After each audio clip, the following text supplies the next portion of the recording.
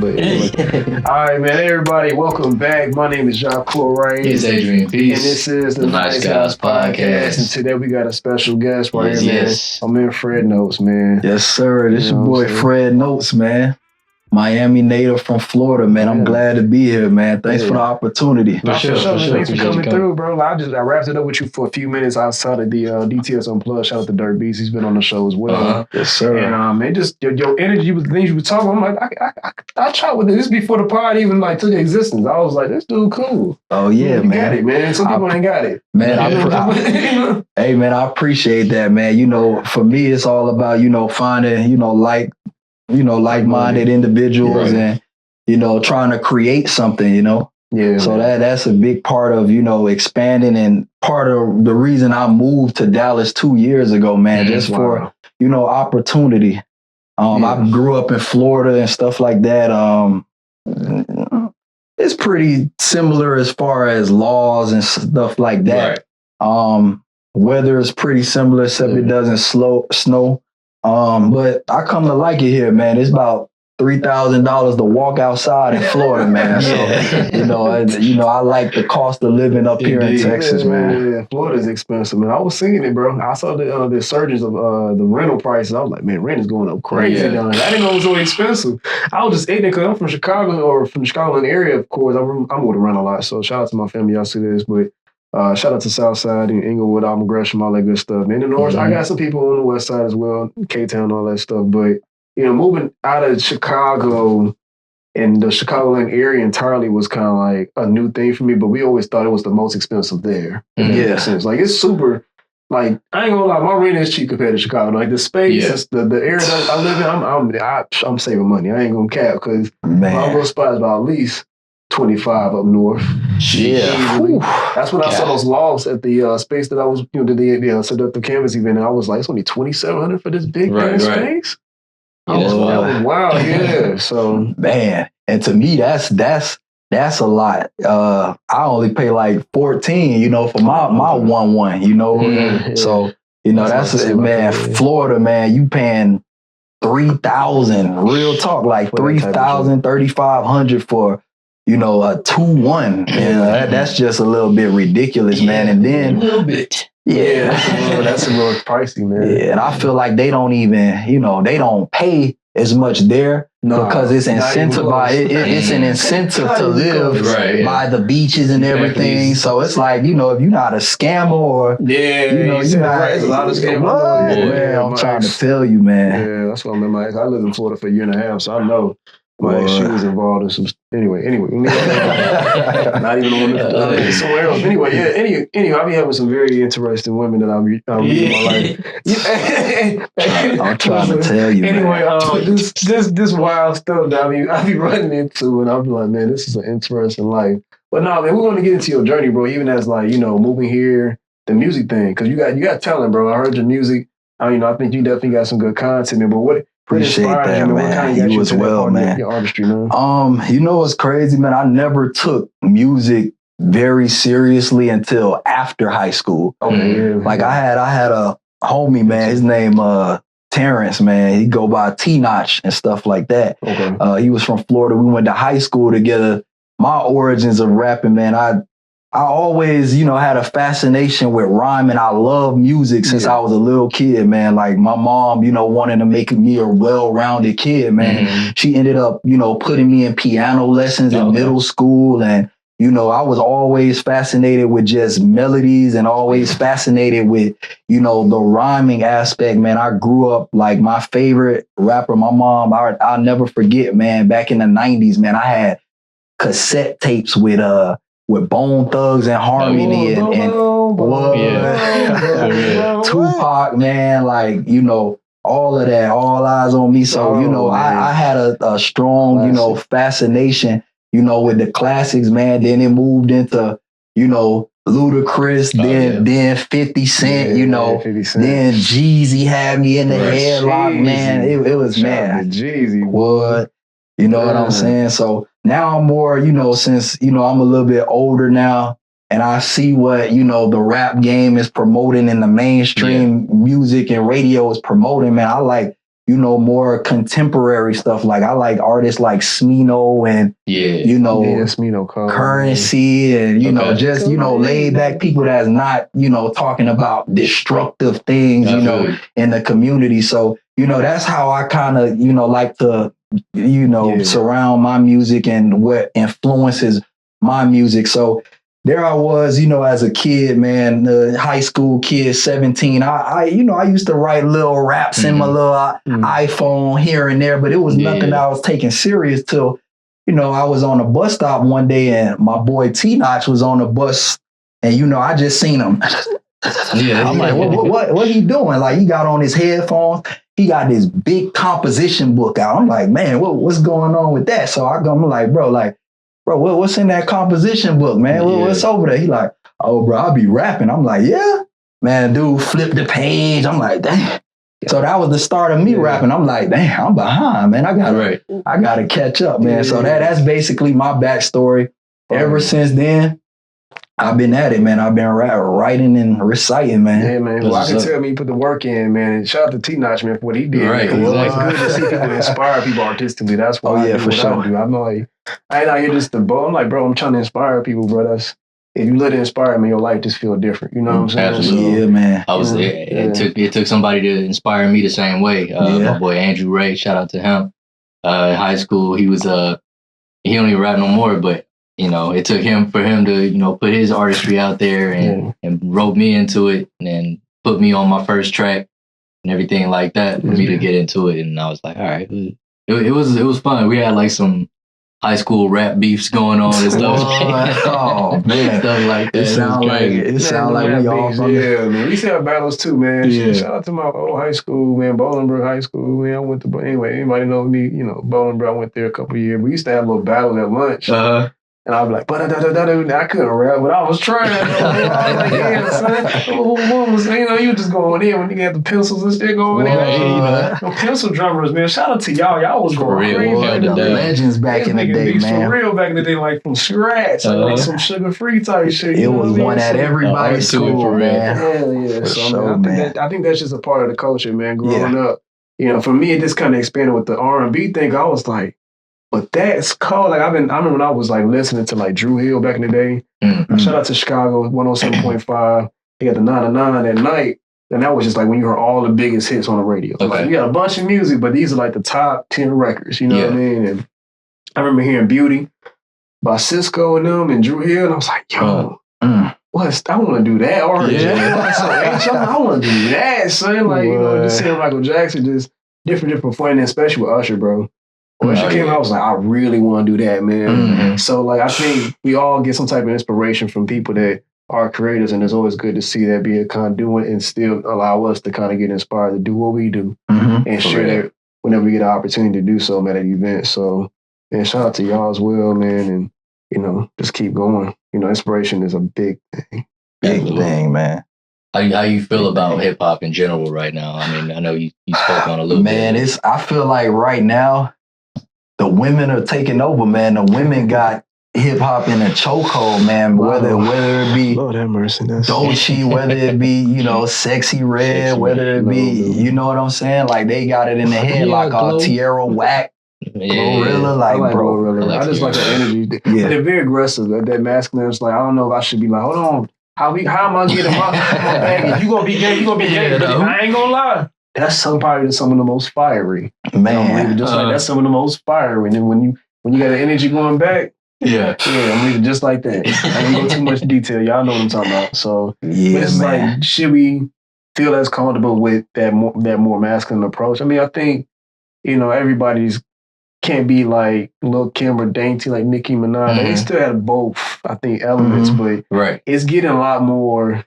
It's leaning more toward one side. For sure. It's almost like we becoming like commodity now. It's almost it's a role reversal. That's what I'm trying to get into. It's like a role reversal. For sure, man. Now we the little side chicks, and And they the ones running shit. Man. And we can't take them to Cheesecake Factory no more. I'm like, You see no nah. shorty with that bag, but we got Man. And you know, I feel like financially they do have the one up, man, because you know what they say, you know, they don't love a man unless you can provide, man. But you know, as far as that, I feel like, you know, Natural a woman currency. can be, Natural you know, currency. just beautiful enough for a guy to, you know, just come along and, you know, want to build her up and, you know, work with him. So I feel like, you know, as far as financial wise, you know, they have that advantage, and, you know, it's way more of them, and they are dominating, you know, the hip hop scene right now. Sure. I feel it like don't even have to be beauty. It could just be the booty. I mean, nowadays they gonna get the prime example. they gonna She get that not starter beautiful. package, Yeah, that exactly. BBL, and then you popping. You know what I'm saying? Yeah. Oh, I agree. man. You look at Sukiyana, I'm like, nah, she ain't doing it. oh man, She got some cuts. I ain't gonna lie, I kind of like. I was like, okay. I'm like, I didn't even know she rapped until I heard on the Juicy J album recently. Juicy J trended, yeah. like I hate something. I was like, that joint came. I was like, okay, this is interesting. Yeah. I think you know, their music is kind of fun, and it's what, you know, the women want to hear. And I'll go a step further. It's like, you know, back in the day, we had like the Lauryn Hill and the Miseducation. Oh my gosh, like that's probably like my favorite, you know, female artists of all time. But you know, nowadays it's kind of like you guys said, like it's a role reversal, and I feel like, you know, females are the new, you know, the new N-word, you know what I'm saying? It's like they coined it on the B word. We talked about the nigga versus bitch in one of our podcast episodes, and like you saw making it sound, make a song rather be a BITCH. She said, I'm like, so it's definitely a big role reversal. It was something like the whole situation with you just seeing time, like first being called a bitch with such a negative connotation. Now it's revered as being, I'm that damn bitch, like that's my bitch. I'm like, damn. Yeah, bitches out here, man. Well, and I don't want to say, you know, part of me, you know, I had mixed feelings about it, because I'm looking at, you know, the aggressiveness that the women are coming with, and I'm like, man, like I don't like that I don't want the women to feel like it's cool to have, you know, multiple baby daddies, and I don't need a man, because, you know, one thing about it, I want, you know, Black people particularly to, you know, come together in unity. I don't want it to be, you know, those, you know, beauty salon talks about, oh, yeah, my baby daddy ain't doing this for me, and barbershop, oh man, she done put me on child. Like I really wanted to get back to that point where, you know, we could come together and have true love, but that's not the cool thing right now when it comes down to music. It's not cool. It's frowned upon, like, oh, and it's not just the women, man. It's the men too. It's just what's being pushed on the mainstream, but I can't even blame, you know, the labels, because it's making money. It's making money. And they're in business. They can't be in business unless there's a consumer that's willing to actually take on. I mean, but then at that same point, you have that argument like, well, there's a McDonald's every fucking corner. So does that make it so that you need to eat McDonald's all the time? But that is true. So, and make your own food, you know what I'm saying? When you really think about it, it becomes like a chicken and the egg conversation to me. So it's like, all right, the labels know that this is, that, you know, people are doing this and it's profitable. So this is what we're going to push. Or is it like, the people know that this is what the labels want to see, so they go make it because they know that's what they go push. You know what I'm saying? Man, you know, that's a conversation. Suck, fuck, kill. That's gonna keep making money. I guess we're gonna keep sucking, killing. Like, how this shit work? But keep. I think it's interesting. Even when I performed that night, I noticed that with R&B, especially for a male, female safe, they're perfectly safe. Yeah. But for a male to do it, it's almost taboo. Like, nigga, why are you singing? I used to be like that, and I've been a singer since, you know, 7 years old. But I used to be like, hear people go like, you know, be at Best Buy, you know what I'm saying, somebody buying a Chris Brown CD. I'm like, this nigga buying an R&B album, cuz. This nigga soft, cuz. Yeah, you know, there's a certain level of softness that I ain't gonna lie. Cause some of the stuff y'all said back in the 90s, I'm Boys and Men. I'll never get that when he's like, you can go out all the time you want, baby. No, she can't. Like, it was certain simp levels, and I'm like, nah, nigga, I ain't going for that. Yeah. Keep, you can stay out there. Don't keep going every night. Just keep where you at. Right. Bring that shit back home. But I mean, I think the level of I think it still should be a level of masculinity when it comes, or like appreciate it when a man is still, singing. And I mean, I'm being biased. Yes, I am an R&B singer, so like I do feel a certain way. Like I'm like, dang, but at the same time, I feel like I don't want to knock what new artists are doing, like Bryson Tiller, absolutely, and other like R&B cats that are definitely still showing appreciation by even mixing some of the older tracks down and making something new and refresh out of it. It's just, having appreciation for each one. Exactly. I don't like for Bruno Mars to keep coming in and he dig in and we just eat that up. You know what I'm saying? But if somebody else do it, like a Tank or somebody else, it just won't be the same. It don't get the same. It won't resonate. So that's something I do notice that's kind of troublesome. But yeah, that's true. I think at this point, it's kind of like, they're pushing this on the mainstream because this is what is selling. But I think it's all about, everybody finding their own creative niche because personally, me, I'm a more mainly conscious rapper, but I've went through things in life and I've had times in my life where, I was getting in trouble with the law and, that's what I was talking about because that's what I was doing, at that moment. So I think it's just they're different audience for different artists because me as a mainly conscious artist, I like Kendrick, but that don't mean I like Kendrick and Cole, but that don't mean, I want to tap into Drake or I won't listen to any drill, but I'm at the age right now that I could separate the music from, what's actually going on. You know what I'm saying? They always say age, the age group definitely, because in life you garner all these new experiences and things that are taking place. And then you can kind of see sometimes it tricks me on to listen to older music because I didn't really get it because I didn't experience certain things in life. And then even with movies, I just go back and I'm like, how did I miss all of that? But it's just like something about your development, how you evolve and like how you go through these different experiences allow you to resonate with certain music at a certain age. For sure. Some people go through things in life a lot quicker than others and it takes them some time to go through this microwave process to kind of catch up. But I think it's all about experiences. So to me, it just kind of goes into another thing. Like I'm thinking like, well, with the internet being so accessible, should people be able to see things ahead of time or are they just being force fed and they're kind of like avoiding other things that could be, brought to people's attention as well. And that's why the music is so effective. Like I feel like with the distraction, it kind of keeps you in the metaverse and you're not looking at, real life situations to kind of relate to other people and what they're going through. So I just think it's very interesting. What y'all think about that? Man, that experience piece is real. And that's kind of like what I was saying. It was like I used to look at people listening to R&B away, and now I like shout out to Lino. He'll ask me like, "Yo, you heard of so and so?" I'm like, "Bro, if it ain't R&B, classical music, or jazz, I don't know nothing about it." Like I listen to the same hip hop artists over and over again, and that's it. So it's like I had to gain that experience and come to the realizations or realizations that it's okay to express yourself in that way and to tap into some of that feminine energy and stuff like that. So yeah, that's just you know better, do better type True. beat. So True. I feel that, but it's like and in terms of like the being force fed and stuff like that, I think again back to the chicken and the egg conversation. I think a lot of it is just history repeats. So who's really in control? Is it the artist or is it the machine?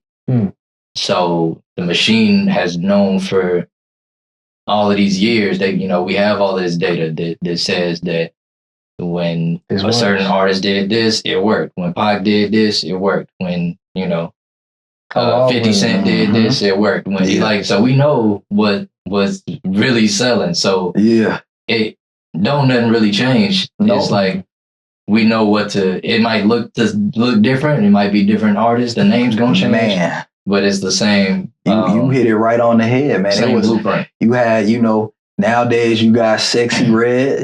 Back in the day you had Trina. Nowadays you might have, an artist out here who's like a rapper who's speaking about a lot of sexually provocative things. Yeah. Back in the day, you know, you had Uncle Luke, you know, so like you said, man, it's just different person, same message, repackaged, and it's selling the same way. Yeah, man. I listen to some stuff sometimes, and I'll be like, that's where he got that flow from. You know what I'm saying? Like, I like people think that, you know, certain people came up with, like, the first person that came to mind was like Ski Mask, Ski Mask the Slump God, because that when I heard his flow the first time, I was like, dang, that's real unique. But then I was like, it's just Busta Rhymes. It's like, man, that's an interesting perspective. I don't even know what that is, but that's crazy. Shout out Ski Mask from Florida, man. Yeah, man. That's wild. No, I was gonna say too. I kind of lost my thought. Come back to me. Yeah. I lost my thought. Man. Nothing new under the sun. It's just like things just kind of evolve and change. They came back. Sorry, the Snoop Dogg. I was making a Snoop Dogg reference. So like when I listen to Dogg Pound, I'm like, they were saying, "Wow, bro, yeah, I'm on some bomb ass." But that shit real different. I don't know what. It's like I can think of like being at that age group, how they can still be like your mama, like, don't you listen to that? You know what I'm saying? But I mean, she listened to that. Oh, that's my jam. Yeah. But you don't listen to that type shit. So I feel like it's every generation you see that same thing. Yeah, for sure. And you know. And then even the Dogg Pound album itself, like, there ain't no fun that the homies can't have. And they talking about running the train, I'm gonna check the whole song. Like, and it just sounds so musical, so artistic, and just a 40 track. But they saying about they running trains with one chick. I think there's a bias for each generation with the artist that, you know, you gravitate towards and what sounds good, you know, what it's the same thing. It's just this artist is this artist back then. This artist is this artist there. And the generation before us will be like, oh, what are you guys listening to? Oh, this is just this person, but with this name and this look. That's all. It's the same thing. More modernized beats, you know, it's just whatever era, like it's just like sports. Like the younger kids today, they never watch, you know, Jordan play, so they gonna be like, there's no way Jordan gonna beat LeBron. Look how big LeBron is. You know what I'm saying? The young Jordan, he would have been, come on, man. That young Jordan was something fierce. He gonna find a way to win. He ain't 6 for 6 for nothing. So I mean, the man was shooting behind the backboard. Right. People like, this dude was like, gee, like, he ain't like, what is he doing? Like, what kind of practice sessions is he doing? Right. So it's like you see that in every generation, which is fire, man. And like as artists, do y'all have anybody that y'all feel like y'all particularly people have to say that y'all kind of sound like? Because sometimes people, that's easy for people to kind of associate with your music and your creativity based off other things that they already experienced previously. So like in terms of that, who do y'all feel like people have said y'all sound like the most consistent artist? I'm like, you kind of sound like this. Who would that artist be, man? Well, for me, I hear a lot of like Cole. Like I hear Cole a lot as far as, you know, sound, maybe production and, you know, just the message. Like I get Cole more than anybody. Okay. So, yeah. Got you, people. Kendrick. Yeah. Yeah, that's little Kendrick right there. People almost said that nigga got a Kendrick flow. That's all I hear. I sound like on this shit, because we did the song, I was messing around. Yeah. Man come over there and was move around, it's like a silly film. Man, I gotta tap in, man. I gotta tap in, man. I definitely gotta. About as big as me, I was like, I feel like I'm the son of Sam. I was like, well, you coming in hard. Since we ain't gonna get the Kendrick and Cole album, we might have to do something. Man, come on, man. We gotta come with it, man. What about yourself for that same question, man? R&B, I get either Donnell Jones or like music. Well, when I make music, it's like a more of a Donnell flow. I don't really have a lot of complex like melodies. I really truly believe you should keep things simple. So, and then if I go and perform, then of course I might go do some Musiq Soulchild to start running all over the goddamn place. But the records, I make it very simplistic, like Neo and Donnell Jones, are like people. So I kind of got to feel love when I make music. So tone of voice, they like, you know, Donnell, but sometimes I can get like. Sometimes Genuine or Usher reference there. Cause I listen to I can hear like a little Genuine too. When you were performing, I definitely got that, man. Yeah, I listen to those folks a lot. So I mean, it makes sense, I guess. You know what I'm saying? Yeah. So it doesn't bother me, though. Those people I listen to. So, like, you naming some great people. So yeah, it's like, you know, now it was like, yo, you sound like JJ Catfish. I'm like, that's a problem. Like, Oh, man. yeah. Yeah. There's a cat that made an actual. Shout out to the Ram Bernard. He's a part of the community, the rainbow community, but he's real cool. Yeah. Like just real eccentric. But he made a remix to that song and actually sang it. And it sounded fire. I was like, this is hard. Like JJ Catfish needs to be right. Just reference and let somebody else that can hear it. You know, make it sound professional. He probably makes some hits. Might be missing the bag. Yeah, you know, that's just an idea to throw out there in the universe. But yeah, man, that's cool. But I would love to see y'all collab, man. That'd be dope. Cause like, we definitely got to. You know, so we got to Right. That's what I'm saying, man. You got to get at least one in, man. Yeah, man. I think that's important. I keep saying I'm gonna do music, and it's the money thing. But AP, I might come to you and get some roughs or something because I got to find cheaper ways to go at this, man. So that's what it is, man. I just ordered some studio equipment, man. Just ordered some to the house, so it should be here in a couple days, man. Because I took a break from it, man. You make that excuse like work is getting in the way and stuff like that, but man, you ultimately, man, you got to keep going and you got to keep creating and keep finding motivation from different people or other artists, to keep you inspired and stuff like that, man. Because really, man, I compare, this music thing to like building a sandcastle, man. Like you basically got to keep patting on the sand, but if you take a long break, man, that tide gonna come and it's gonna wash it away, man. And you got to start all over, man. So you just got to keep packing that sand on and just it's all about consistency, man. Even if people don't consider you a really great artist, I feel like if you're consistent enough, you'll gain, you can gain a audience, man, because it's over 6 billion people on Earth, man, and there's somebody out there that's gonna listen to you, man. Yeah, I agree with you, man, because for me, it's like I want to do so many things, so like that's my problem. Like, I love doing arts. I'll be doing events. I had an art event with this man. I performed Thursday. Shout out to Spoken E. It's been a minute since I've actually did an open mic. It was cool. We just kind of vibed out. It kind of is getting me back into that space. You know what I'm saying? I didn't like that my music wasn't playing. Man, no offense to y'all saying. I'm like, I'm just gonna be singing acapella this whole time because my music not working. But it's all good. I ain't tripping about it. But it was cool. I didn't want to be too much of a diva, but as an R&B singer, we do kind of have some tendencies. I ain't gonna this right for me. Can you move that sound right there? You know what I'm saying? You get like that, but that's just the artistry. But I enjoy it. I think I was at one point allowing just to see what's being oversaturated because it's like music is just like pushed and pushed. Like, damn, slow down. Like, and I appreciate what I do, and it's like you appreciate those select niche crowds. I actually performed. I did a karaoke event or something like that. It was like they do karaoke in this place called Hideaways. Not an event, but it's Hideaways. It's like a spot over there in Plano. They put me on. It was cool. It was revitalizing, man. I just y'all was got singing all to women. the It just felt good. The sing. That's what I sang to the women. Somebody auntie. I was singing to somebody auntie. Saying happy birthday. Happy birthday to you. It was like, they was feeling like, you know what I'm saying? I got that. I sat my ass back down and played some pool. That's what I did. You know what I'm saying? So it's good to get out there, like you said, and be consistent, man. So I appreciate you saying that. Yeah, man, it's a great feeling, man. I actually got to tap back into performing, man, myself, man. I still haven't stopped, writing the music. I still haven't stopped. I've been going to the studio, pretty constant. Yeah. Shout out my boy Kendall on the boards. I go record at his studio in Fort Worth. I order my own stuff. So now, I feel like ordering your own equipment, it definitely does give you, some stuff you might not try at the studio once you get to the big studio.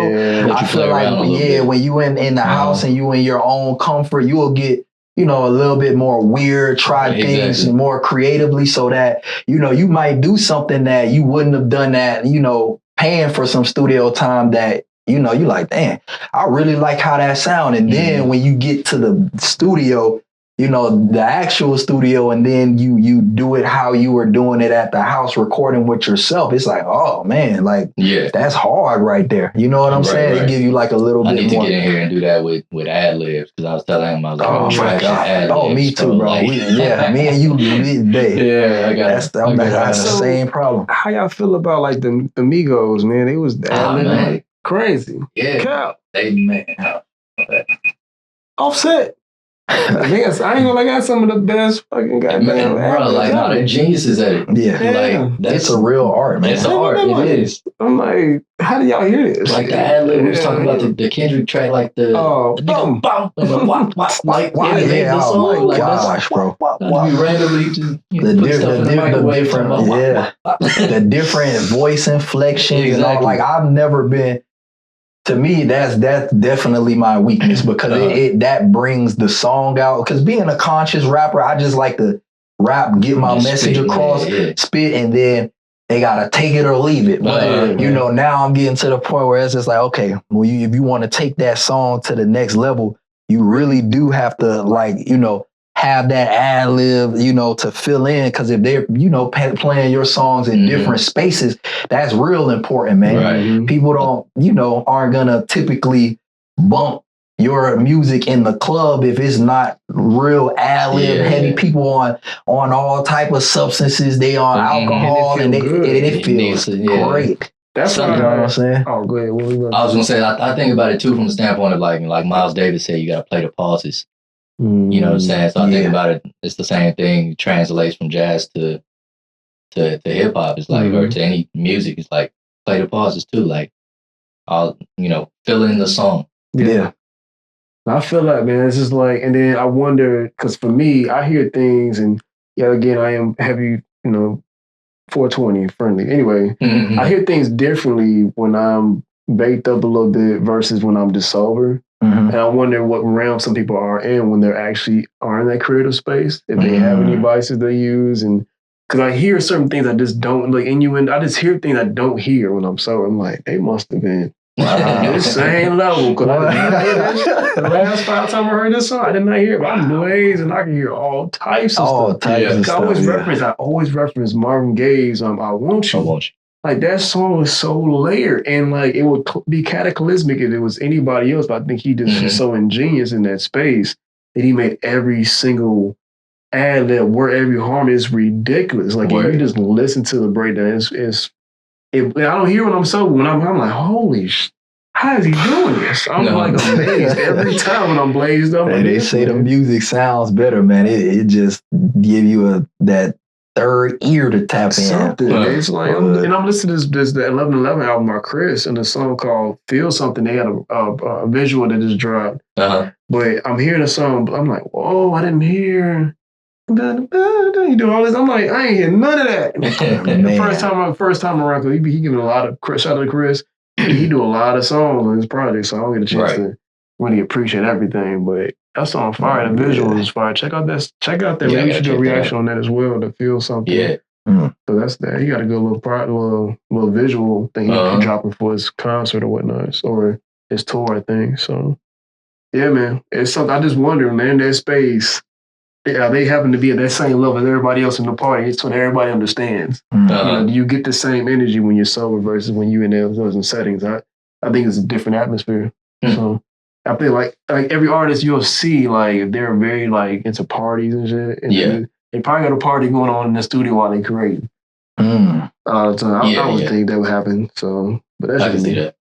Yeah. But I wonder with Future though, because I heard some story with Zay told me online. I was like, he was doing that, I was doing all this stuff. And then he played the band. I was like, yo, actually sound like something. Yeah, I'm like, dude, the Jesus. Young Thug too. Right, I was about to say. Man, bro.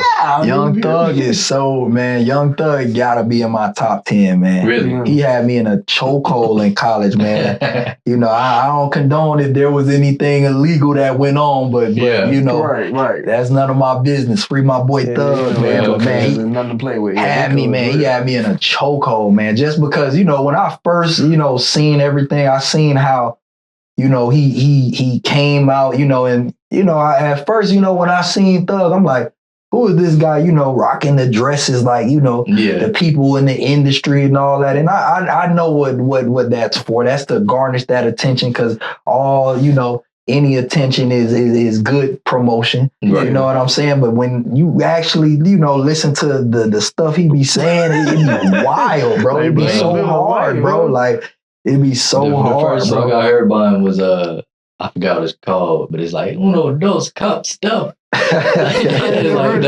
the hook. Yeah. So I thought it was a Mexican dude. So I saw him, I was like, Oh, man. that's fair. Birthday is my song. I'm like, Man, nobody knew what he was saying in that lifestyle song. Bro, I never knew. I still don't know. What? But it sounded so good. It's like, even man, like, Can I be real? I did that in the song. I was supposed to release my group. I don't know what's R&B, whatever. But still shout out to them TZ3. Anyway, I did that in the verse because we was freestyling the song. I did some shit. It sounded like I'm saying something, but I ain't saying not a single word. Right, I just had a thug moment. Yeah, I had a thug moment. It worked because auto-tune kicked in. I was like, yeah, that's cool. Sometimes it's like that with sometimes I like the reference tracks with just the mumbles better than I do once you add words to it. Oh, Something man. about words takes away from the melody sometimes. Yeah. You can't Oh, yeah, find the right absolutely, words. I be yeah. having some amazing melody, especially when I'm baked. But when I try to put the words to it, it just don't sound the same. It don't sound the same. Yeah. So you gotta dumb it down to make it work. So that's why people get mad at people not being lyrical, but I understand lyrical versus just melody. No, And for sure. And that's art. That's art too. I respect it. Like No, I hear it Lil is. Durk, I'm like, damn, these nigga melodies is crazy. Mhm. He ain't saying nothing that's obsessive. A lot of times, there's a lot of hood shit, but it is melodic. But I would say that Dirk is lyrical too. I I haven't would listened to yeah. those lyrics. To me, I think so. Like the way that he puts things together, it's a lot. I feel like it's more lyrical than I don't want to say no names, but some other people who make similar music. No, Like for I sure. disagree that like when people say Pac wasn't lyrical. That's crazy. Like He was saying and a most lot. people, I feel like most people would say that Pac was not lyrical, but to me, man, Man. time disappeared. Just to the Man, ocean. he was. I love how Pac, I like how he double layered his, because everybody can't do that. Everybody True. can't, have the double layered tone. And I just feel like, even though, he rapped about, his gangster stuff, you could see, once you erase all of all the surface stuff, you Mhm. could see that he wanted to empower, his people. Right. You know what I'm saying? So I feel like, and I feel like that about my music. Like I have, I have some ignorant stuff and, back at a time in my life, but at the end of the day, the majority of my messages is positive and I know, the impact that I want to make. So I think it's just a kind of, people, God knows my heart. See, you showing, people who you really are as a person, outside of, just what they might hear on a song, you know what I'm saying? Right. So I feel like, sure. man, For sure. I feel like that's hard. Cause I mean, for me, I ain't gonna lie. R. Kelly, nigga. Fuck yeah. I was like, I get mad every time, nigga. He stepped in the name of love. Oh man, You be going that's like the one. that was my dad's wedding song, man. That's what we danced to, man, at my dad's wedding, man. See, I know that's so hard. And I'm just like, Kels, dog, why you have to do that? Yeah. Man, that's You feel just me? it's just Anyway, the industry, man. A lot of my music was like I didn't realize I was being as Pied Piperish. I was like not that type of Pied Piper, because I'm not with you. Yeah. I had a lot of influence by his writing style because he was very simple.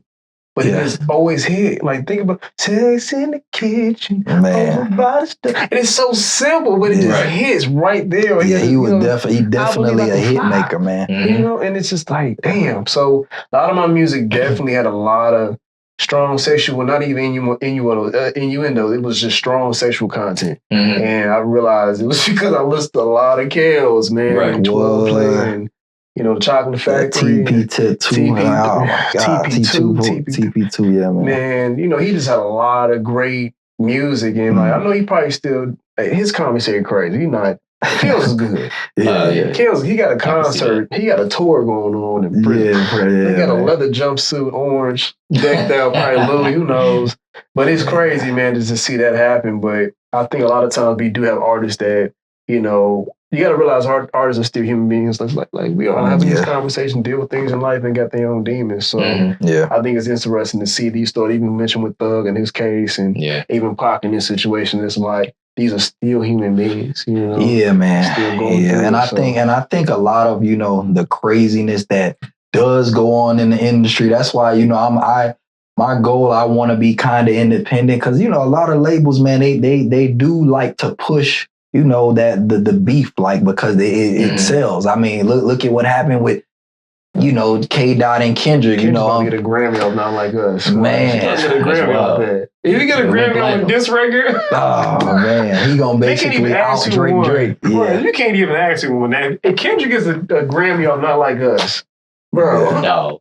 A Pulitzer off Not Like Us. An award, Pulitzer Prize for Not Like Us. Nobel Peace Prize. He's a fan. He's a fan. He's a fan. Yeah, only rapper to win the award, man. That's insane, man.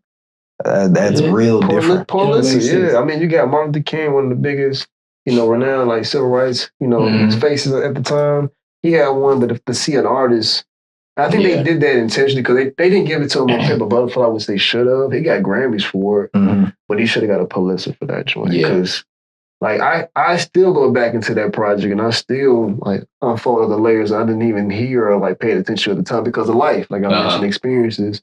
I probably couldn't relate to it at the time. And that's why, you know, and shout out to Drake as well, man. I still like Drake. I like Drake as an artist. I still bump Drake, but it's like, you know, I see this conversation between, you know, it takes, you know, it took Kendrick this long to come at. Why does he pop up years later? But people have to understand, man, sometimes even with my songs, man, I might be trying to write a very conscious song, like, man, sometimes it might take me months to write a song. I have to come back. I have to live life, man. I have to live life. I have to go through experiences in order. So that's what I feel, you know, Kendrick does, you know, why, you know, because it's quality over quantity. You know what I'm saying? Like if you're dropping back to back, you know, a lot of like the trap stuff, you're talking about the same thing. And that's why I like with Drake, and there's nothing against Drake. I love Drake's older material. Like he was still in Vegas and all them joints I used to like, but I feel like that came from a very organic place. I feel like him and,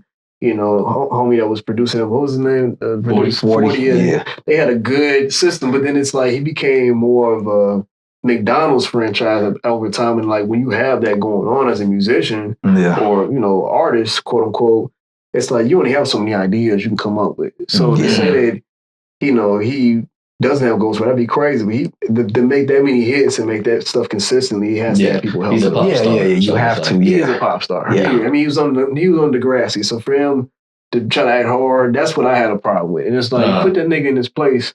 Because he needs to know if you ain't about that life, bro, stop doing that. You know? There's only so much acting people are gonna take on to. Exactly. You know, the hairpins and the FUBU and all that. I get it, bro. You're trying to be accepted. That's cool. Yeah. You've been listening to you nigga for years. Okay. But actually, I want a little break. I want a little Drake break. That's what people were saying. I need a Drake break. They were saying, you know, he's been at the top for so long that you know it's cool to villainize him now. I was just looking at, you know, the song. He even like all his songs have like, you know, a bunch of dislikes. You know, the last one he dropped, I really wasn't too much of a fan of that, but I did like you know. What is it? The family one, like the family matters, and then it was another one. That was the best one out of it. But yeah, man, it's like the hard part 6 was so stupid. Yeah, like, I was like, when I heard that anymore, I was like, nigga, please. That's not you gonna tell him all this stuff to make him have a field day with you.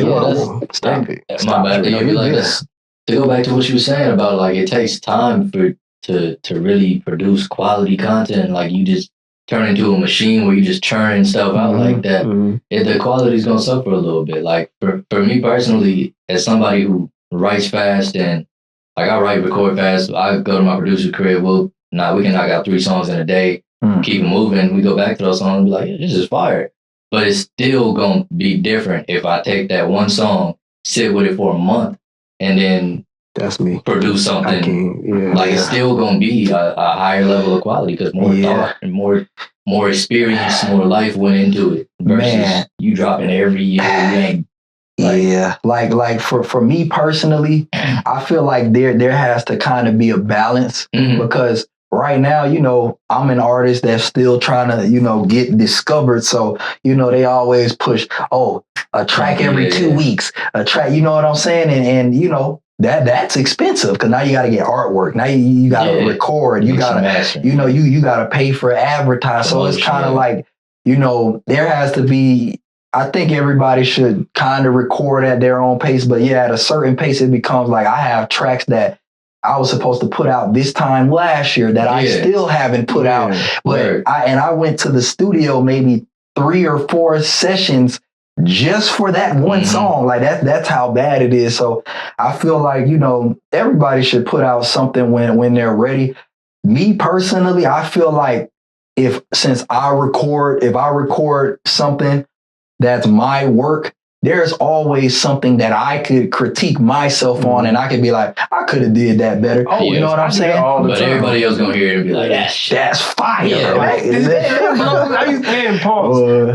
That just troubles me because I used to be in studios, bro, and I go, they be like, keep them. I'm like, no, don't. I was just trying something, and I was like, they would get excited. No, man, your voice sound good, man. You like Jesse Powell, dog. Do that, do some of this, and then I'm like, bro, I love the excitement. So I never want to take it away from that creative process. But I definitely resonate with that because I tried working. We know the same mutual, but I tried doing it, and I get so annoyed because I'm like, nah, bro, like.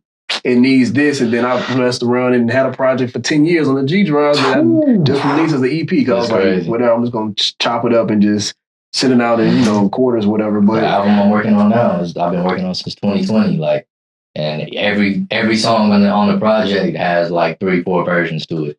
Wow, so it's like it's crazy. So, and I feel what you're saying too. It's like. Schoolboy Q was talking about that. He was like, he said rappers are just content creators now.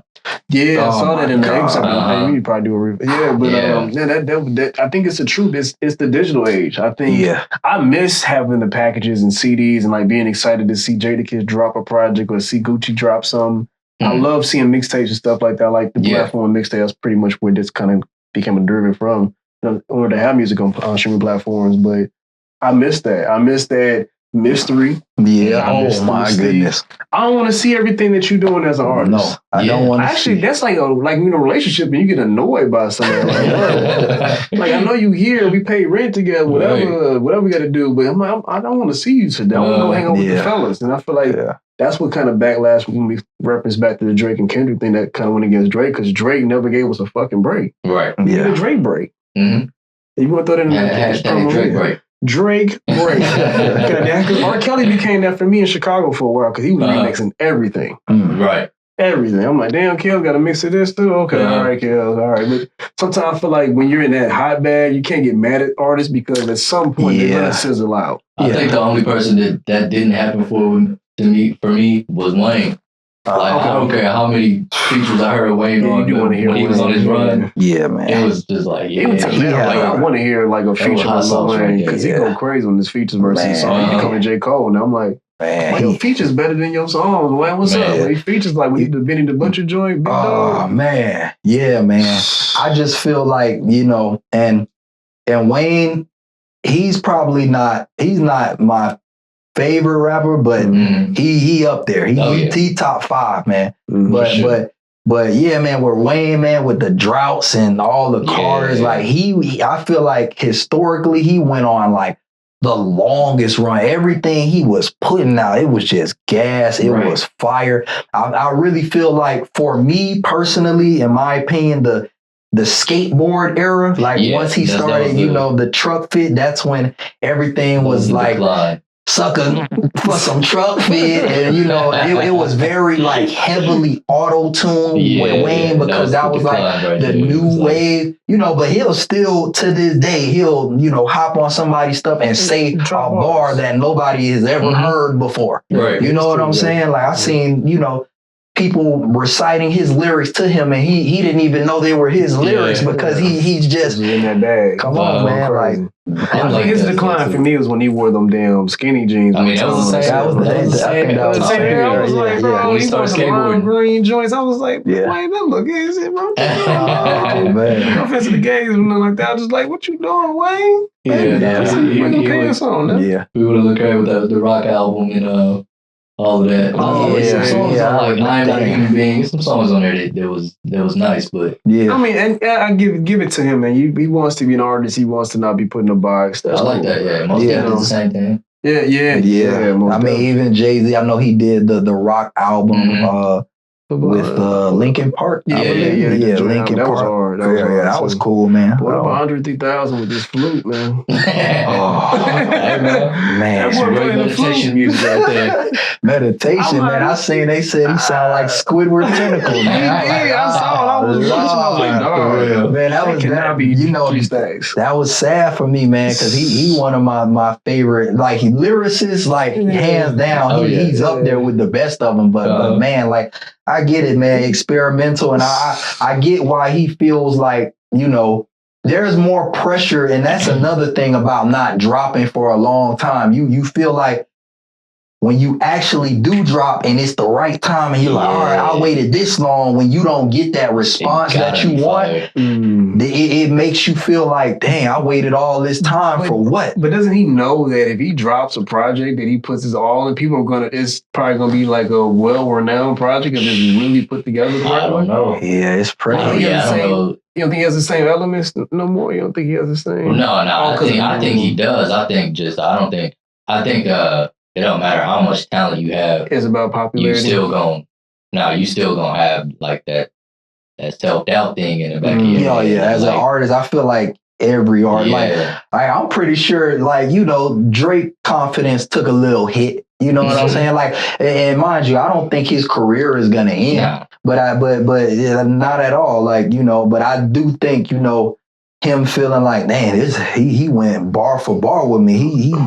He putting this out there on the table. Like, you know, now everybody talking about the ghost writers more. You know, it got to do a little something to your confidence, man. He had them known not to go at the. I said on the pod we talked. I'm like, he had them known this was coming. Like somebody needed to educate the kids.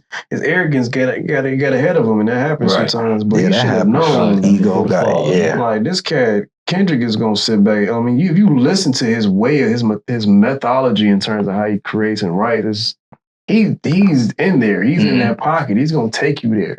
He's gonna wrap you in. He's the boogeyman for real. Yeah. He's gonna pull you into that dark space, and they're gonna unfold some things.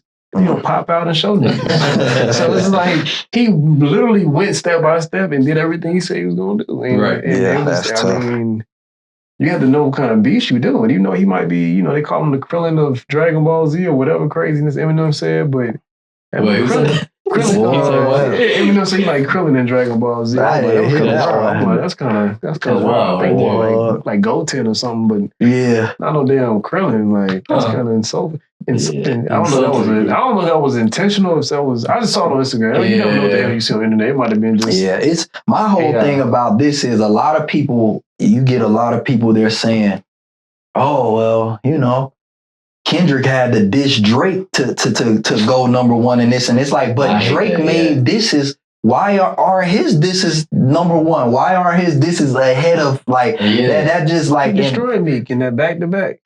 Yeah, he destroyed. And he won a Grammy off of one of his diss songs. So it's just kind of like I think you guys said it was like an ego thing, and you know he was on top. Like, and he had like two of his disses to me were pretty hard, but it was just like it was making fun of the shoe size. It was like it wasn't attacking his personal character. Yeah, like K-Dot's. What K-Dot was like systematically picking apart. Like, you showed this of yourself. Like, is very, you know, selective, very to himself. I won't say secretive, but he's just a very, you know, reserved cat, very reclusive. And he sits back and studies and learns and he grows. And I feel like Drake was taking steps backwards in life, and Kendrick's been taking steps forward. I think too, it's like mature and shit. It's like it shows that you know, even though you are this person who has been for the past 4 or 5 years, maybe trying to show people that you have some connection to the streets, that you have all these mob ties, and you know, you got the Hell's Angels leader in your video and stuff like that.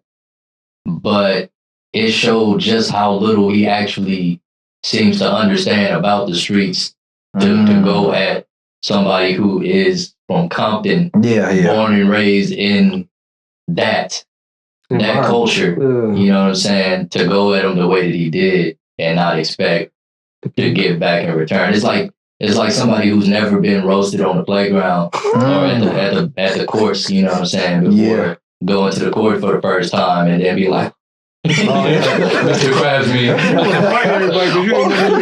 ain't never been cased before. Case this nigga in these shoes. What you So he definitely went through that. It was kind of, there wasn't no bullying. It's just like Drake. You still that corny dude from the suburbs, bro. Like you can't try to use his fame to try to make yourself seem like you a tough guy. That's even more corny. It's more authentic and it's more genuine. It's less corny when you just be yourself and talk about what you're. If you've been swimming through women, talk about the women. Right. Exactly, man. You're going to try to be hard for us. That's what he said. I love Drake with the melodies. I don't like Drake wagging Cole said, he's like, he said, instead of capping, why don't you talk about being a broke rapper? You know what I'm saying? Like, that's a perspective. Oh, man, I remember that part. You know, relate to it. Like, just be you. Just your experience is something that somebody needs to hear. Somebody out there, like you said, 8 billion people on Earth. It might not be your experience. It's still for now I'm anticipating J. Cole, man. I think he gonna come back, man. I think the fall off is gonna be so hard. It gotta be now. I feel like that's probably gonna be one of his best projects for sure, man. Because and I always love that about, you know, I feel like J. Cole is like, you know, if Kendrick is this like Save My People and Drake is, you know, the party, popular, on top of the world guy, J. Cole is like somewhere right in the middle. And, you know, I think people can resonate with that humility because it's, you know, on one end, he's not trying to be, you know, this savior of the world. But on the other end, you know, he does, you know, speak the consciousness that people can, you know, Wet Dreams, Crooked Smile, like they're very relatable tracks. So, you know, I understood when he, you know, stepped down. I know he got a lot of flack for that just being in the sport of rap, but you know, it just all goes back to that's the type of person he was. He felt like that wasn't him. Right. So, you know, I personally respect him for that, man. I didn't like his diss track when it first came out. Because I was just like, it don't sound like it came from him. Like, it sounded like I felt the same way. It sounded like it was people in the studio be like, y'all talk about this, and he was like, yeah, I got you. You know what I'm saying? I've been in that position before, so I know how that goes. But it's a breath of fresh air to see artists like him and 3 Stacks, you know, just walk around and with a flute and just ride a bike through New York, and like that's. To show people that are not afraid to show that, like, yo, I'm a real person. Like, I ain't with all the celebrity stuff that y'all do. To me, that's even more like distasteful. I don't think you should, like, the higher you get, I think the more, and if it's even considered to be elevated, I think you're just being more exposed to the world. People know who you are. And when you were provided that platform with that responsibility, I think it's just like, damn, I need to relate with y'all even more. You know what I'm saying? Versus be like, oh, I'm just above. I mean, I get it. I guess you can feel more valuable if people can't always attain you as much, but I think for a lot of people, it just resonates differently than most people might think. You know, you become a celebrity, it's like you do become more standoffish and kind of outside of the world or realms of what we all kind of experience. So then it's kind of hard to relate with you. So as me as an artist, I'm like, man, I always want to make sure I'm relatable to people. Exactly. You know, tangible in a sense because shit, you know, life is enough to. I don't want any more problems if I'm not gonna have them, especially with people. So it's like I just want to be cool. Shit, you know? Exactly. For sure, man. Rock with it, but definitely, man. You got any projects, anything coming, any performances coming up, man? Man, no performances, man. But I got a couple singles I'm getting ready to drop, man. One of my boys, man.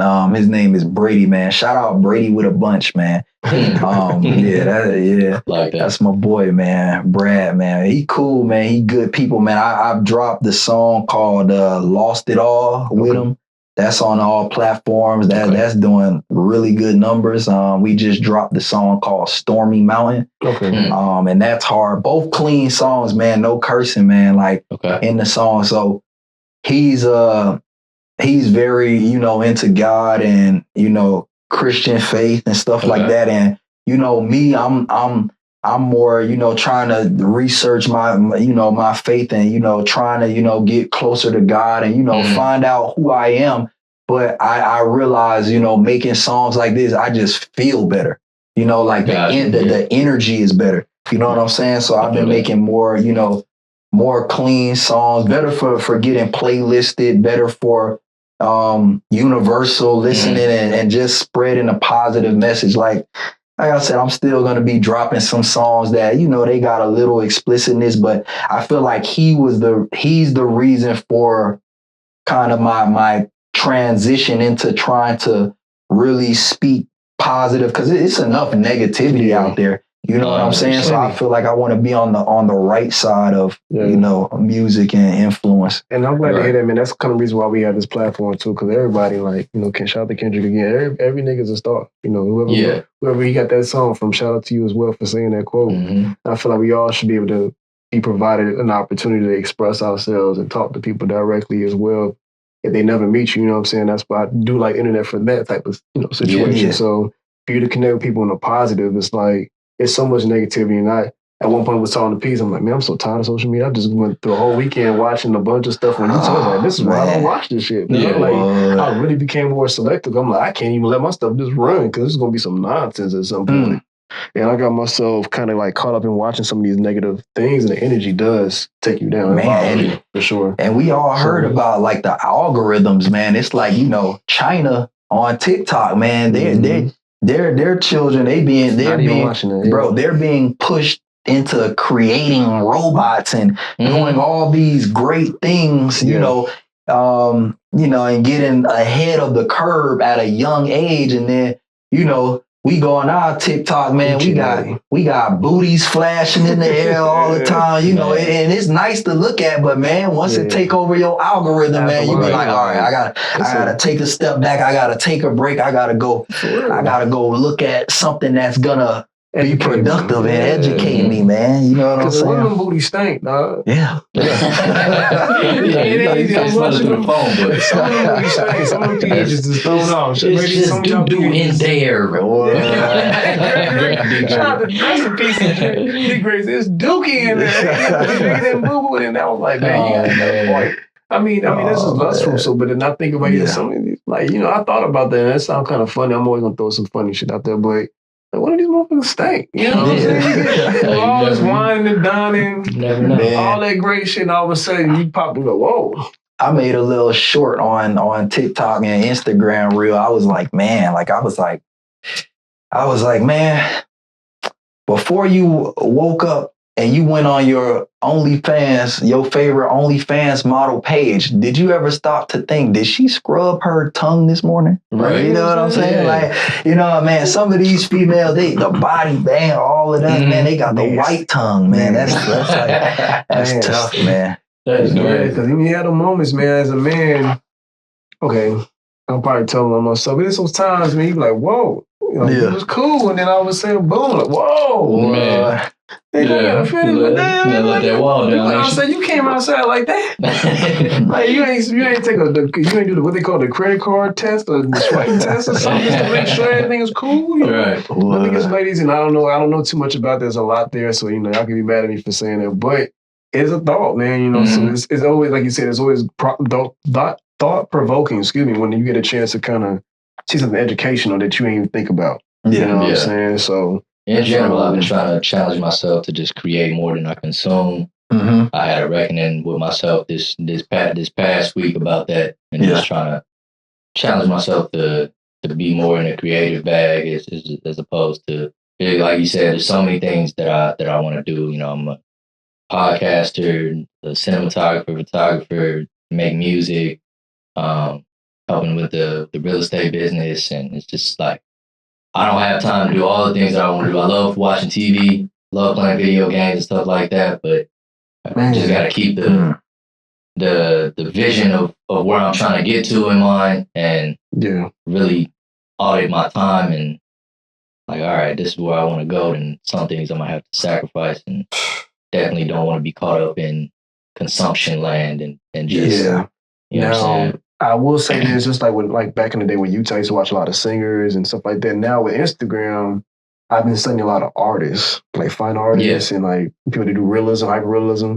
And it's inspiring, you know, because it lets me know there's millions of other people that can actually, because you don't always, and me, in my mind, I've always been kind of in my own little space. I'm not good at this, but I'm not good at that, you know, so I always focus on certain things, but seeing other artists do their techniques with certain brush, I'm like, oh, that's how you've been doing that. I could never figure out you was doing that. So it's educational in that sense. I think as a creative, you can find ways to kind of create your own niche. Like you said, the algorithm, that's always quintessential. Right. You know, I'm not going to lie, like some cheeks definitely, you know, pass by here. They create more than you consume. Man. I'm not saying don't consume a little bit. You consumption. Gotta have it. Terry Wayne said that he only listened to himself and like didn't listen to no other rappers, and I tried to do that and it didn't work for me. I was like, I don't know how you do that, bro. Yeah, man. I need to be inspired by some things for sure. For sure. I'm not somebody that's too much ego. Yeah, I know I'm good, but I ain't that damn good. Nah, I get tired of myself just talking in my head. Like, man, shut up. Me too. And then by the time I put out a song, I've already played it 3,000 times. It's like when I put out a song, I don't even like to listen to it. I just be like, what's saying? Hey, but if you can spin it for yourself and put it on stream, that's why it's smart to put it on streaming platforms and play it as many times as you need to, because then at that point, you can start kind of, you know, monopolizing off the situation. But no, I definitely feel like I've had that. People like, man, that song fire. I'm like, bro, I've been listening to this damn song for the last 2 years, dude. But you don't think that like the streaming platforms are now like they give you like a percentage of a penny? That's like that's crazy, man. Bro, that's my whole thing about it. It's like, man, before I make $10 on this, back in the day, they used to go sell their music, they CDs. Five. Even if you doing $5, $10, bro, you're making more than like you getting 1,000 streams. Like that 1,500 streams, bro. They found the way. Something crazy. Yeah. But it's like nowadays, man, as an artist, man, you definitely have to have a product to sell. Like you guys said, you damn near got to be a comedian on social media, create content, and it's like, man, I don't want to be a funny guy all the time, man. I just want to put out this music, and I just want you guys to, you know, appreciate it, and shout out to the strangers out there that, you know, bump your music harder than, you know, some of the people that you literally DMing them like, hey, man, you know, a whole thought-provoking paragraph like, hey man, how are you? Not even just jumping straight out the gun, because that's too obvious, you know, like, hey, what's going on? How's like, man, oh, I've been good, man. How's everything? Oh man, I'm good, man. You know, as somebody who's still trying to pursue the music, man, I would appreciate, you know, some of my high school buddies, I would appreciate you, you know, check this song and give me some honest feedback, you know, some constructive criticism and stuff like, oh yeah, bro, I got you. Like nothing. And then you see them posting, but you know, you can't feel any type of way, because at the end of the day, people are gonna, you know, do it. Man, then I have complete strangers like hitting me up in my DM like, man, that song, bro, I can really relate to that. And then, you know, that type of stuff really motivates you to keep going and, you know, keep creating, even if it's just one person. You know what I'm saying? People that know you're going to be the one that's the least likely to be your cheerleader or to try to motivate you. Because I don't hear it too. I don't hear it. I don't really care to hear it. At this point, as I know what that is, so I don't even get mad at it. But I definitely agree. I can resonate with that as well. I've gone places, performed, or did some music. I'm like, man, dog, that shit sounded good, bro. But I can't get my own mother to listen to something. Hey, you know what I'm saying? So it's like different shows, different folks too. So my mom don't even like she don't even like me. Like I just flew to Miami.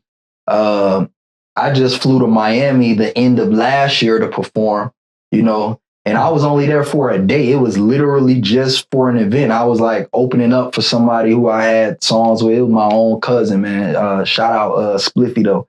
You know what I'm saying? And I I flew down there. My mom's like, "Oh, you're coming down here just to perform?" Oh, my mom's the type of person, she real paranoid, man. She watches like First 48 all the time and all that. And I'm like, man, you need to stop watching that. Like, she's like, "Oh, I don't want you performing in those clubs. Somebody might do a shooting." I'm like, "Look, Mom, I don't live my life like that. I could walk out my door tomorrow and a random stray bullet can just like go through my head. Start it up, it might blow up. It's combustible. You know what I'm saying? So it's like I don't live my life like that, man. I gotta get this music out. I have to take trips to get exposure. And another thing, man, it's kind of like I encourage everybody to, at some point in their life, bro, leave your hometown, man. You got to leave your hometown because it's kind of like you have to. If you, it's cool to get, you know, a little buzz in your own city, but most rappers die in their own city. I know you R&B and stuff, but it's kind of like, man, your own city, you get the hate. The most like you might have been struggling, you might have been riding bikes, you might have been riding the buses, but you make some fire music. You ain't even gotta be flexing and stuff like that. But people in your own city, it's hard for them to see you as more than you are because they're like, oh, yeah, that's Lil Adrian. That's Lil, you know what I'm saying? That's how it was for Kanye until he moved to New York. He didn't really blow up until he actually got around those right circles, pass around his beats and producing for folks. But back in Chicago, he got the most hate, you know, and it's really bad back in the streets sometimes. It can be real. You can't even be by yourself and like tell people where you at because you might get 9 shots. You know what I'm saying? Or that weekend, rest in peace, anybody that might have passed. I know 41 people got shot. So it, you know, just in that weekend alone, that was reported. Right. Like reported, you know what I mean? There's certain parts in the year of Chicago, you can't even find a bed in the hospital. There's too many people that's been shot. You feel me? It's crazy. It's wild. That's insane. So I definitely resonate. Like even when a shout out to hopefully they still my homies at Remedy. They was like one of the like a really dope group, but they used to sing down on the rail on every.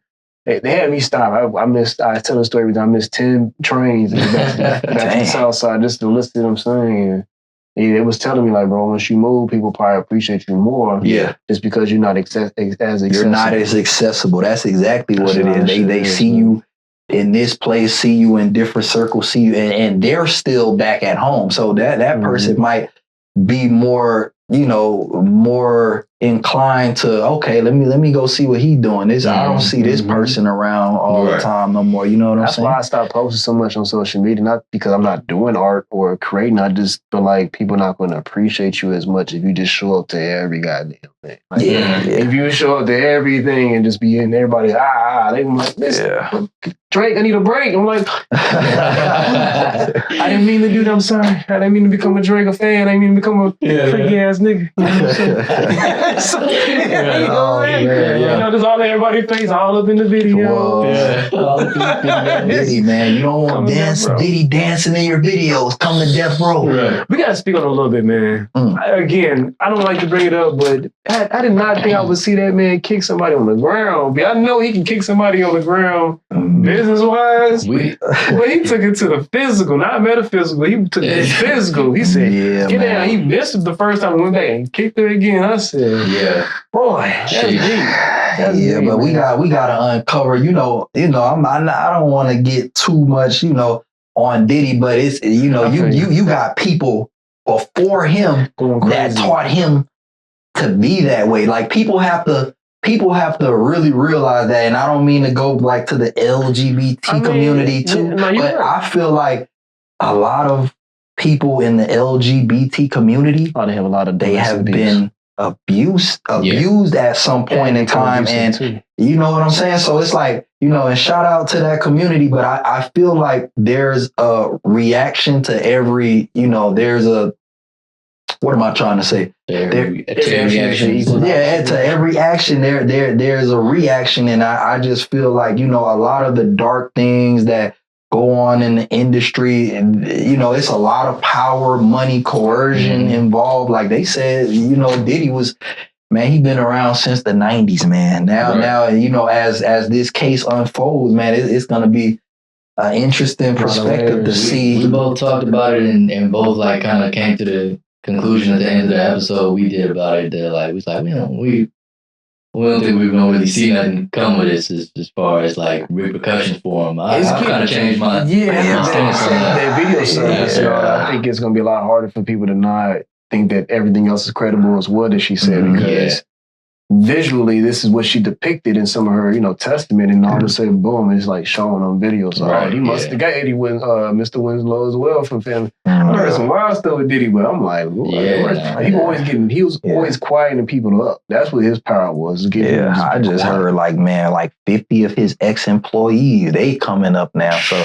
it's kind of crazy, but I feel like, you know, it does look bad for Diddy. I just think, you know, the whole industry just needs to, it needs a reset, man. It does, because, you know, there are probably hundreds or thousands of Diddies in the music industry. You know what I'm saying? Industry in general. It's like you spraying the can of Raid on the roach that's in the room, but behind the wall it's so many more. It's millions. So that's why, for me personally, I told myself, man, it only makes sense for me to, you know, start off independent. So so I can get my buzz. And then, you know, if a distribution deal or something like that made sense, or, you know, somebody that I can look at and see they're doing, you know, a lot for their artists, and they really care about the artistry, and it's not just about, these record sales. That's why I don't see too many artists getting signed with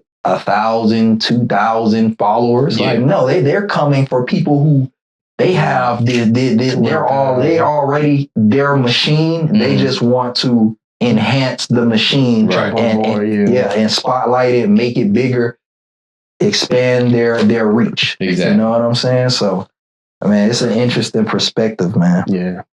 Well, I definitely feel like in our communities we should definitely have more pioneers that we look up to than just entertainers as well. Nothing against entertainers, but in our community, especially in Black and brown, and we need more than just entertainers to be leaders in our community. So we do have to take a responsibility for those things as well too. So I definitely agree. I think it's just like, I don't idolize anybody, but I just feel like, and this could be my own bias, but I'm like, bro, you are at that stature, you should know you're gonna get caught too many cameras. It's like, that level of power and just excessiveness or psychotic behavior is very, you know, it's been fed. It's a monster that's been fed. You see that consistently with some of our Black leaders that have gone down, like with R. Kelly. Those monsters are being fed. Nobody's telling you stop. You're not going to do this. I'm going to set boundaries. So it's like, that's another part of, you know, the trauma that we got to work on as a community, because, you know, to look the other way is kind of like... Stop accepting and normalizing things that aren't normal. Yeah, when you unfold it, man, it's kind of like you see all this going on, but what you don't see is far worse. Like it's far. You don't know what goes on, you know, at all the parties and what all, you know, and you know, with the NDAs, you can't have your cell phone, you know, but the feds, you know, they don't care about those NDAs. You know what I'm saying? Like that's not even, they don't even deal with that type of stuff. So it's kind of like, you know, I do agree with you with what you said about, you know, we need to take accountability, and we need to be just better as individuals, and stuff like that. Cause I'm not gonna lie, man, after that whole Kyrie Irving situation happened with Nike, bro, I still have some Nikes, but bro, I don't buy new Nikes or the whole Balenciaga child bondage thing. Cause me personally, I feel like if I'm spending money with those brands, I'm putting money in the pocket of these people that promote this negativity and these things going on. So I've been on a wave where I've been trying to, you know, look more into, you know, black brands, shout out Fear of God, and, you know, all of that, man. I just feel like, and everybody doesn't need to be an entertainer like you guys said, man. Like I personally, my backstory, I went to college, shout out FAMU, man. I went out to a HBCU, Florida FAMU, and I got a degree in healthcare, man. I'm not even using it. I got in it and I was like, you know, I don't like it. You know, all the dope boys and all of this, they feel like, you know, that money going to school is too slow, man. I'm trying to create a slogan, man. Get a trade, man. We like trades take 6 months to 2 years, bro.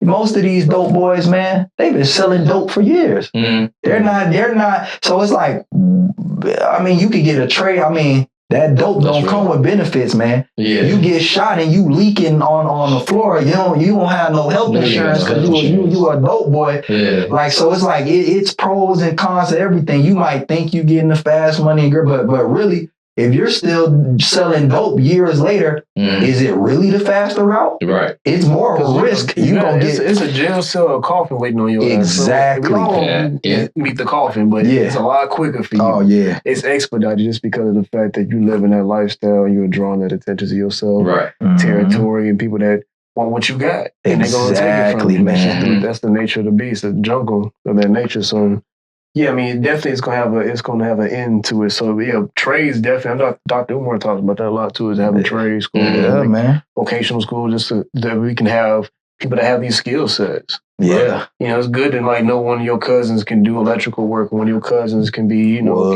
can brick and mortar. They can do that, or they do stuff with other landscaping. Yeah, you know, that's how other communities. You see what I'm saying? That's how the other communities are doing well when they move here. Yeah. Like in Chicago, you'll see like Latinos or I love Mexicans, you know what I'm saying? I'm cool with them. I love them. Mm-hmm. They're cool. They always show me love. I ain't never had it's not a nan issue from most of them. But anyway, you'll see them moving to like a new neighborhood from another country. Everybody got skills. Yeah. And they rebuild that house in 24 hours. That house been a crack house, in and out house for years. That's and they nice house on the block. Now that house, because of the foundation so strong, the house has been, you know, built back in the 1920s. They got that strong foundation. They didn't gutted it all out and remodeled it for, you know, pennies to the dollar because they know how to do all the skills themselves. And now, you know, they have everybody in their crib. There's 20 of them. They're all cooking, bringing money, but you got 20 people that get $30,000 a year. Well, and then they just branch out, keep buying up the block, man, and that's it, man. I'm telling you, it take 6 to 9 months to get you an HVAC. I got a cousin, man. He out in Houston making $31 an hour, guaranteed 60 hours a week, time and a half. Plus, plus he working for a black-owned company, man. Then you know, when I got my CDL, bro, it took me 3 months, but you can really get your CDL in a month, man. Like, you know, save up that money, like what you doing, man. If it's legal or illegal, man, save up that money because at some point, man, you taking those risks, man. You taking risks that, you know, you're not gonna be comfortable in your life, man. You need that peace of mind, man. You know, that fast money, man, it come to an end, man. So I encourage anybody, if you don't want to you don't got to go to no 4-year university. You don't got to go to be no doctor, man. You can go get you a trade, man, and in a month to 9 months. I ain't gonna lie to you, bro. When I got my degree in, I do that on the side now. So it's like, I mean, I initially wanted to just kind of be an artist in general. As growing up, I always just wanted to be an artist. So it does take like sometimes that environment to kind of be motivated. Because my mom wanted me to be an engineer. So that's 2 different worlds entirely. So, but I definitely agree with you, man. If you can find what works best for you, and if you don't always have the necessary talents in certain areas, you can still, you know, put your hands, you as a man, go out there, you know, get them hands dirty and get some money real quick. Well, and still I'm trying to tell you. Creating businesses and creating avenues for other people that can possibly do what you're not able to be good at. So it's just, it's the mindset, man. It's really the mentality. So, because what I'm doing now, I went to school for it in a sense on the side, but like my main job is just sales. I try to bring art to that, but it's not. It's still kind of like, it's still sales. And so, you know what I'm saying? So I still do what I do. Shout out to me Art District on the side because I still feel like that's part of my purpose. And whenever I do sell a piece, what I've sold one recently, it's just revitalizing. It just lets you know that your hands can create something, opportunity and inspire people. So, yeah, shout out to what you're saying, bro. If you can trade and it can change somebody, because heating, ventilation, and air conditioning is probably huge in certain parts of the country. All you gotta do is get your license or get certified in that. Move to a state where there's a bunch of air conditioning. And we have Texas, man. Texas, Florida, California, the big hot states. Well, you making some bread. No, I'm trying to tell you, man, you ain't gonna never be out. People need their AC, man. So I'm tripping right now. So absolutely, man. But no, bro, I think we definitely coming to a close with everything. We appreciate your time. Hey, man. Spend, like I said, everybody will stop. We definitely want you to come back. We always want our guests to come back, man. Yeah. So in the future, we'll definitely hit you back up and whoever else is watching, if you have been a guest, we probably will reach out to you again. You know, we like to make sure everybody cool and comfortable, but also, you know, speak their mind. And I think it's interesting to hear everybody's journey, man. Yeah, for sure. You know, but again, we do appreciate your time, your excerpts, your mindset. Tell them how they can find you on social media. Oh man, y'all can find me Instagram, Fred Notes 305. You know, I always gotta put the hood on my back, man. Fred Notes 305. You can find me Twitter, the same thing. I'm mainly on, you know, Instagram. For the most part, but yeah, man, I got some new music dropping soon, so y'all just gotta tap in, man. I appreciate y'all for having me as well, man. I appreciate that, through, man, being on time and stuff like. We appreciate those type of things. For sure. Yes, sir. You know what I'm saying? You didn't make it on time. I was supposed to be there at 6. Like, what? I'm gonna hit you up before then. You know what I'm saying? What's up? Anyway, we appreciate you, man. Appreciate y'all for tapping in with us as well too. Again, my name is Jaquil Wright, and this is the Nice Guys Podcast. You know, Fred Notes, special guest. We appreciate y'all. Holla at them, man. Check them out. My boy is fire. But y'all stay peaceful, man. We'll see y'all the next time for sure. Yes, sir. Peace.